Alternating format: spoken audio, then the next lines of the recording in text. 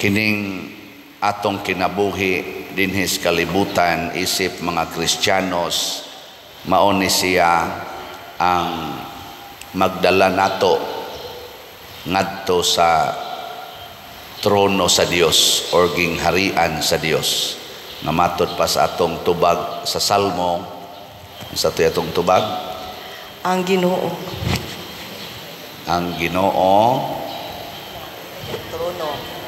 trono diha nagbutang sa iyang trono didto sa langit. Lingay mong tupad, yung naganahan kang mo tupad didto sa trono sa Ginoo. Wa ginilingi. Ang kasagaran nato sigig paningkamot nga maghimog trono dinhis kalibutan. Ang Ginoo gani nga Ginoo na gid siya, wa siya maghimog trono dinhis kalibutan. Ang unang Santo Papa nga iyang gitudlo nga mao si San Pedro, wa niya himuig trono dinhis kalibutan. Ang iya hinuong giingon, idupa nimo ang imong kamot ug lain ang magbakos nimo ug dad-on kas lugar nga dili nimo gustong adtuan. Sabot ang magbuot nato dinhis kalibutan dili kita kung dili ang atong isig katao.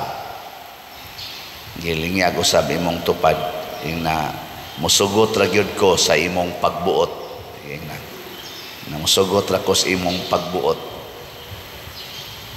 Pero kung maghimo na tag atong trono, adi na ta musugot, makig-away na ta. Muna karon ang atong mga leaders dinhi mas atong nasod o sa gawas sa nasod, naghimo nag-ilang mga trono, naggubat na. Dinhis ato, way hunong kinihaay, siging hearing, purting dagkuan na to gasto aning ilang hearing, gikan na tong pagkumpanya sa eleksyon, hangtod sa eleksyon, nahumanang eleksyon, siging hearing. Sukad pa ginasuna, kabantay mo, sukad pa ginasuna. Hapit na lang ko mamatay. Sige lang yan. Naagi na. Nga naman, kay nagbangi ang mga trono na naghimog ilang mga trono. Gani, di magita ka maong mo respeto sa atong eleksyon. Kasagaran, ma-eleksyon sa barangay, lungsod, probinsya, o kaha, nasod. Di ta ka maong mo respeto ang atong napilian, atong sigihag akyos, nga nanikas, ang kadto sang napildi, sihigi sa yaw-yaw. Ikasunod, kadto na sa imudaog. Karinasang nida napildi, sihigi na sa yaw-yaw. Di yun mo respeto sa nidaog.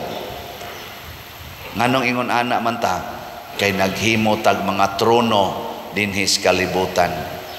Kami sa mga pare, himog trono sa parokya, himog trono sa diocese, mga obispo, nga mura na gyud bag amo na giningging harian. Tanang na mga utana nako dinhi padel. Ibalhin ka nako, sure, ibalhin gina kay mo man ay among nature. Siya unya padel, kaluoy sa daning imong parokya, ngan luoy man nga na may pare ibutang dinhi. Di ba? Ngilingay mong tupad na sugot na kang ibalhis padel. Ingna ba? Inasugot ka, balhis pader. Og di gani mo musugot, pasabot, naghimo na sad mog trono dinhi. Ako ba, inyo kong palingkuron dinhi, nga murag ako ning trono? Dili oy. Ang ako rin yung gusto, nga hotdon ninyo palit ang slot. Kana lang, ikahurot aning atong slots o palit. Mamiya na ta. Kay, dili man ni nato trono. Ang trono nga gihimos Ginoo para nato tuas langit. Ang magbuot nato dinhi mao ang atong human authority. Nya kay ang human authority namo mao man ang obispo, unsay gustos obispo asa may ibutang adto mi didto. Nya buhato namo kutob sa among mahimo unsay mandate sa among pagka-assign niya ng maong lugar. Ako sa una na-assign ko seminaryo, SPFY, 7 ka tuig first assignment naningkamot ko pagbuhat nya gipakapinan to nga nahimo kong treasurer niya ng San Isidro Parish School diha sa upat ka tuig ko diha nga nahimong treasurer. Nagtuman sad ko ingon man nga ipayo-ayo ang eskwelahan nakatukod mi diha og kanang dagko nga mga buildings ka project mi diha mga 50 million kapin sa among team nga nag-alaga diha. Uman diha balhin na po ko gipunan lain na sang assignment dito na sad sa Maumawan karon parokya naman na gi-mission station sad to. Ako say wadwa dito sakit gud akong likod dito tabag bugwal dito masa simento aron lang yun maka tarong-tarong sa among kapilya. Karon nahimo na ng parokya dito. Mga inana ba? Ug asa ko ibutang, gibutang sa kog prisuhan. Daghan kay na priso. Ni increase ang piniriso atong pagka-assign ako. Kay amo manggiatiman. Natuman sad dito sa prison ministry nato, 5 ka tuig sa ko. Diri na sad ko gibutang karon. Nakagusto ba ko kung ani ko i-assign aning San Vicente? Wa ko'y pangandoy. Naganahan ako dito sa prisuhan nga ato ko magsuroy-suroy tipon sa mga piniriso. Pero kay gibutang man ko din mo na ningkamot lang sa kog buhat hangtod kanus nga magpabilin ko din mo na kay hapit naman tingali may balhina hutda na ninyo palit ang slot. Ngatong slot is BF Dag na apay nanay 21,498 ka slots ang atong halin. Murag hinay-hinay pa no, pero sus kanindot og mopalit lang itong tata. Yan apay 38,500 to ka slots nga available. 500 pesos per slot. Yan nasa taan ni 16 slot challenge nga tag 8,000 niabot na sag 20 ka 16 slot challenge. Nya nga to sang MMHD katong kang Mama Mary dito sa Kapilinya naman tay 6,000 ka slots aning gibaligya nga tag 1,000 per slot na nasa tay halin nga 234 ka slots na pay 5,766 ka slots nga available tag 1,000 per slot. Pangutan ako no imong kaugalingon karon in relation aning pagpamaligyag slot karong si Manaha unsa kay gihangyo sa Ginoo nimo ang pagpalit og slot o ang pagtigom sa kwarta?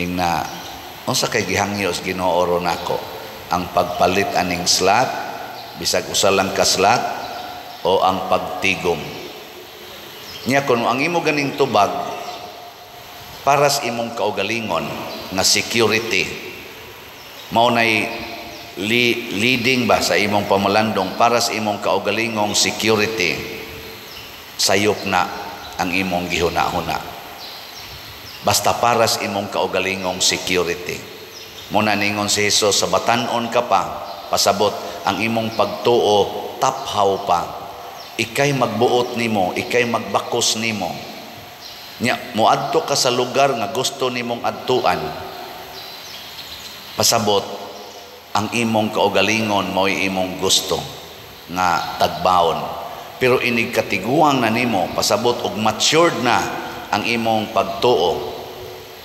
lain ay magbakos nimo idupa na lang nimo imong kamot ug dad-on ka sa lugar nga di nimo gustong adtuan. Unsa may sentros Ginoo dinhi ang atong paghigugmas Ginoo kun matured na gani magsigi na tag-atiman sa iyang katawhan nga gitawag niya akong mga karnero. Kung nahigugma tas Ginoo mag-atiman tas iyang mga karnero. Ang panginahanglan sa atong isig katao maunay magtudlo nato unsaon paggamit ang atong tanan nga mga grasyang nadawat kanang gitawag og basic nga tulo kati time sa nang usa talent, treasure. Dili na kita'y magbuot ana kung mo matured ang atong pagtuo. Ang panginahanglan na sa atong isig katao. Mao na para nako ako sad pari pananglitan. Dili na ko mo'y magbuot sa akong oras. Pagkanindot po tang ikatog. Karong buntag, nindot kay lahos og tuog eh. Pero ika-alas 4 matag yun kay mangandam ta para sa alas 6 nga misa. Or alas 5 labing dugay kinahanglan gyud mo mata kay mangandam. May gud unta kayo nga di na ta magsigi og yaw-yaw diri barog-barog kakapoy ba ani eh. Pero mao may mandate sa akong pagkapari, mao maning paagiha makaalagad ko, kamoy magbuot nako. Nana. Kanindot na gyud untang iundang og baligya aning slot kay murag ngakong naong mura nag-slot. Kana bang kadugay na gud mura bag para nako murag dugay na kay ba pero sigihan man sad kog hatag og mga kuan. Ingna na kos Bishop Ruben, Bishop 6 million ra man na. Madara tingali na dinhi ay ayaw padersian tabangi mi ani kay ato ba aning kapilinya. Kamo sad ako sa mong ingnon kamo mga matured na og pagtuo ato ba ang kapilinya kita bayay gatukod ana more than 50,000 ka mga tao more or less ang atong nagtinabangay para matukod na nya kining mga 50,000 ka tao nga originally tinabangay ta pagtukod anang original nga kapilinya ni adtong 2021 hangtod 2022 kana na lang gamay kayo nga 6 million di na to mapalit mamalit ay kausa lang 50,000 guta kabuok ato nasa among record appeals mga anonymous 50,000 kapin muna ang mandate sa Ginoo kanato sunod kanako. Pero ang pagsunod nato sa Ginoo binasi sa gugma. Unsa maning gugma magsigig tabang sa isig katao. Mao na si San Pablo sa unang pagbasa, gaagad na lang siya unsay gustos tao. Niingon gani Festo, wa man ko kakitag problema aning tawhana, pero ang mga tao magsigi magkiha, ako lang sa ning ubanan. Ana, si Pablo sa may masaya, dadalang ko nga tos emperador. Mao may gustos mga tao, mahusay gyud ko. Mao tong naabot gyud siya sa emperador dito sa Roma, o dito gyud siya namatay. Naputlan gyud siya sa liog. Pero dili na maoy importante kay dinhis kalibutan wa tay trono. Ang atong trono tuwa sa langit. Nigiling nga imong tupad. Ingna gub-ana ng imong trono. Gub-ana na ba ang imong trono kanang ikagid mo ay magbuot kanang imong standard ng inyong balay kinahanglan gyud nga limpyo, kinahanglan gyud nga kinural, basig trono na nimo ang inyong balay.